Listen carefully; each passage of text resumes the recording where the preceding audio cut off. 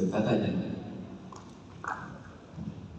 Majlis kini diteruskan lagi dengan sesi akad sumpah Majlis Perwakilan Kolej 14 sesi 2023-2024. Majlis dengan ini mempersilakan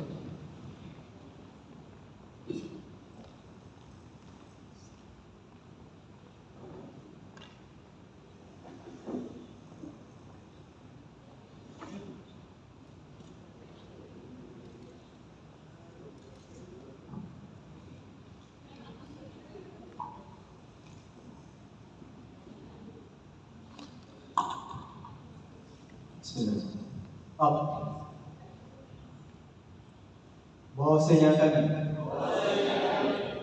Majlis Perwakilan Kolej 14 berikrar dan berjanji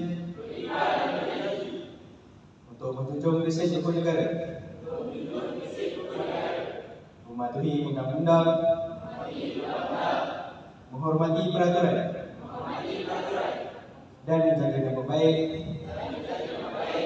serta keharmonian organisasi kolej dan universiti. Kami akan berpadu tenaga dan usaha untuk merealisasikan visi dan misi serta segala matlamat dan aspirasi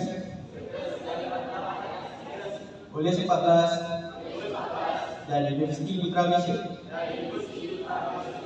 Kami akan menyempurnakan tugas dan amanah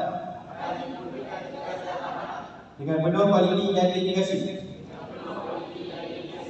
demi agama, bangsa dan negara.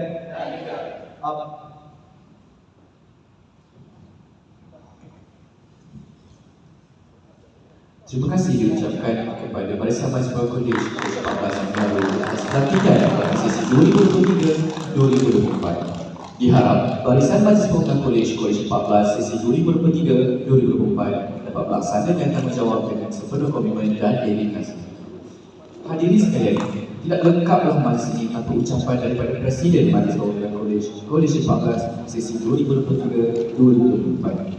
Justru itu, majlis diteruskan lagi dengan menjemput Saudara Zul Ahmad Zulkifli selaku Presiden Majlis Perwakilan Kolej 14 sesi 2023-2024 untuk menyampaikan ucapan beliau.